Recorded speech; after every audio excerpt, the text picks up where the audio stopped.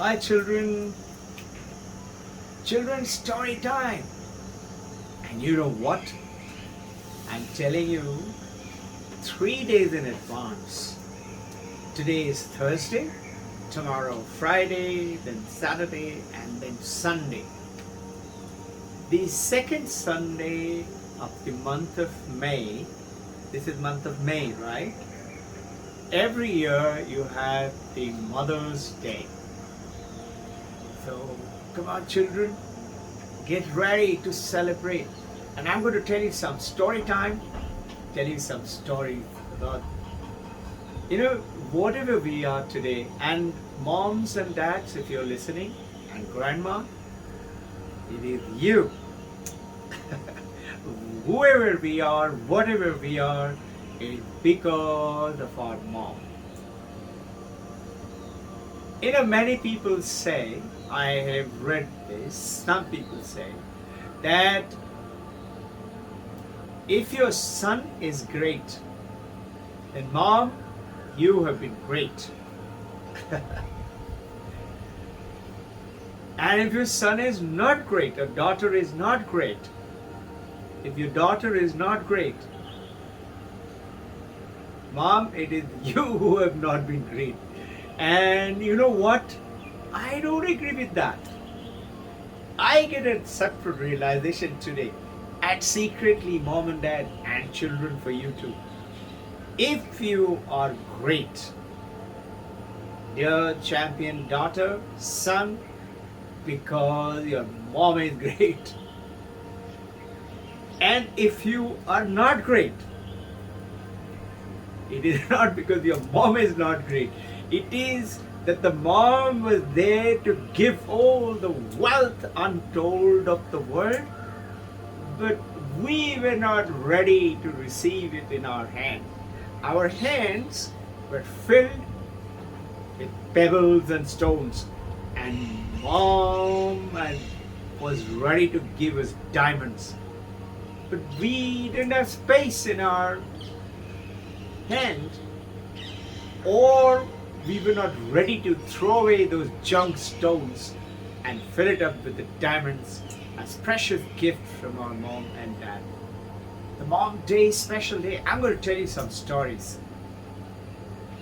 These stories and the fables, ancient India, thousands of years old, from Vedanta. Remember, Vedanta is Upanishad, Nama, Vedanta, Pramana. Vedanta is the Upanishad, and Brahma Sutra, written by Shankaracharya, and Bhagavad Gita. These are three: Bhagavad Gita, Upanishad, and Brahma Sutra are called the Vedanta.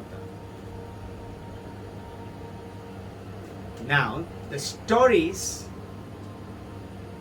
are utilized to point. The Vedanta is to tell us and point through the stories. Otherwise, it's very difficult to understand. Why? Because somehow these are such simple and yet unbelievable truth, because we just can't believe it. The Vedanta shows it.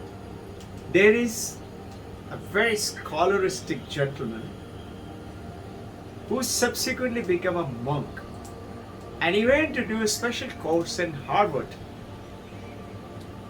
And the Harvard University, the huge campus, gave him a flat to stay just across the Charles River.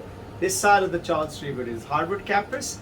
That side gave him a beautiful, right on top floor, a beautiful room in which he was staying. Simple room. Every day morning, this scholaristic gentleman became a monk subsequently. Monk. He will open the blind and he will see the beautiful campus in front. He knew that's a Harvard campus. Harvard School campus. But he always said to himself, I have heard that the Harvard Business School is the world's top Business School. I must go and see that one day. As you know, Harvard campus is huge and contented to be the best. And one day he decided to let me go down for a walk. See, walked across the Charles River onto the other side. There was regatta and all that, rowing at the boat was going on, and students were enjoying. And he was walking, and there was a nice lady who was also walking, and he stopped to ask, "Lady, what is this huge campus? I know this is Harvard campus, but what is this building?" She said, "Oh, you don't know. This is Harvard Business School." He said, "What?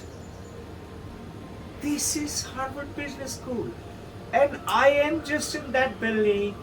Every day I see this. I didn't know." So this famous scholastic gentleman is asking us, how did I come to know this is business school? I was seeing it every day. It is, the lady pointed out. So these stories which we are talking about, these stories are pointers. The Vedanta is a pointer. Tells you who you really are, what you can really do. There is nothing that you cannot do. And the great moms, they have the vision. Let me start with Thomas Alva Edison. You know, Thomas Alva Edison, most of you have heard, he has been till today the greatest of inventor. 365 new inventions. Nobody has broken it till today. Thomas Alva Edison was put into an English school, and those days they were very rigid with discipline. And mother herself was a teacher, mother of Thomas. But somehow, despite being a good father, a good teacher, Thomas was being punished every day, and mother was pained, and she used to talk to the teacher, talk to the principal. But the rigid English school background. One day, Thomas came back with a letter and said, "Mom, teacher told me to give you this letter and not to read. He told me not to read. So here is the letter." Mother read it, and Thomas said, "Mother, what does it say?" So mother said, "Teacher says, your son Thomas is a genius. We do not have adequate teachers to teach your son. This school is not adequate. He's so brilliant. We suggest that you alone, mother, is the best person to teach him." So Thomas heard the story from mother, and mother used to teach him, train him. And in about 3 years' time, Thomas's mother realized that I cannot teach my son anymore because he became such a great, knowledgeable person. And he grew up to be the greatest of inventor the world has ever created, even till today. Thomas's mother passed away some years later. One day Thomas was roaming around and looking at mother's things and affects and fondly remembering mom. Mom was a great friend. And he finds that letter which teacher had given. He remembered. He gently opened. He had never read it because mother had tucked it away. He opened that letter and he said, "I remember mother had said that the teacher had written, your son is a genius, and we do not have adequately trained teachers to teach him. This school is inadequate. Be prepared to train your son. Please train him." Expecting that same statement, he opened that letter, and guess what he found? It was written by the principal. "Your son is mentally ill.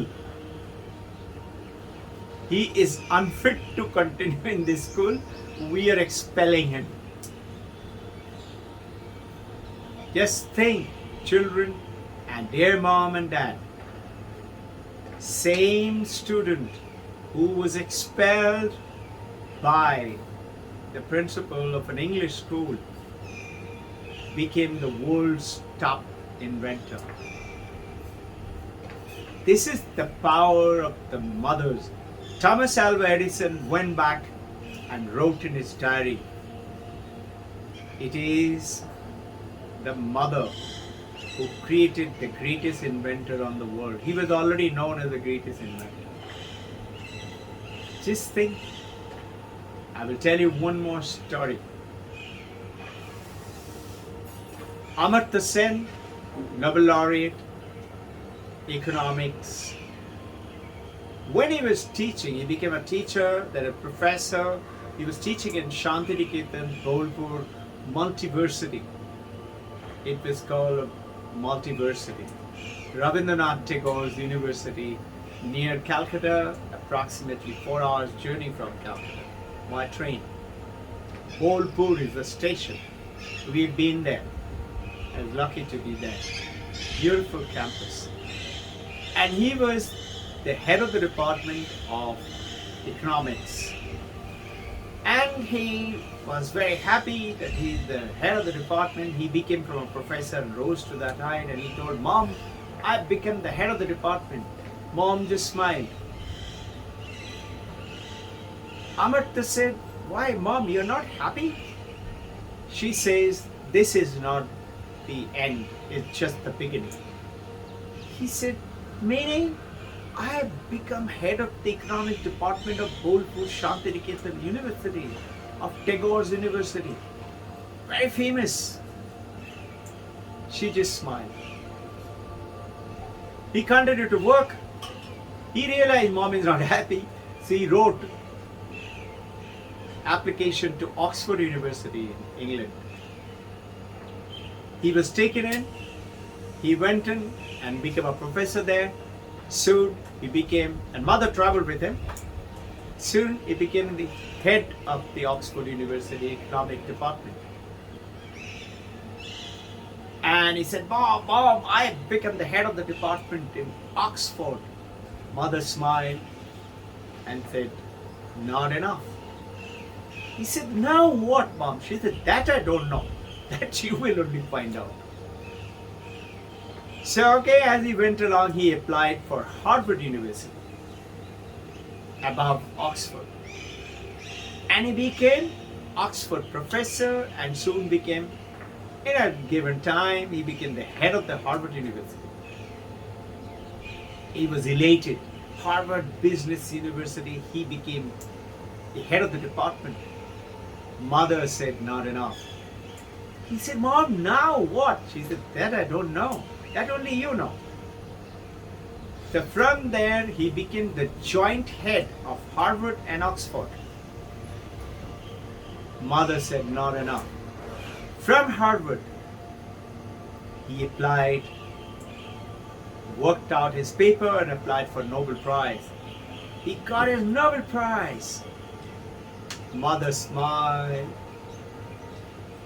and said, not enough. He said, now what, Mom? He said, you find out. And then Amartya went ahead and became a prolific teacher of economics in the world over to give it to the world what he learned and wrote many books. He said, now I know. I am born to teach people what I have learned. Mother said, now you are on.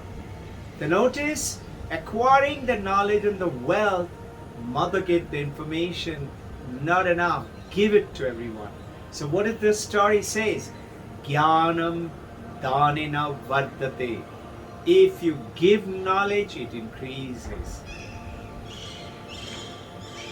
This is so true for everything. Ancient Vedanta says, if you want love, you have to give love. What do people like you and I say? We say, first, if I know you love me, then I will think about loving you. No, you have to give love. unconditionally. Start with your mom, give her a big hug and say, the greatest mom in the world. Don't forget that too. Give him a hug and say, you're the best dad in the world. And what about money? We say, first I get money, when I have enough, then I will give it. No, Vedanta says, just like jnanam, just like love, money too, you have to give it first. Give it first, it will come back to you manifold. So give an act of kindness and learn from your mom and dad. Look at the love, unconditional love your mom has given you. Isn't it?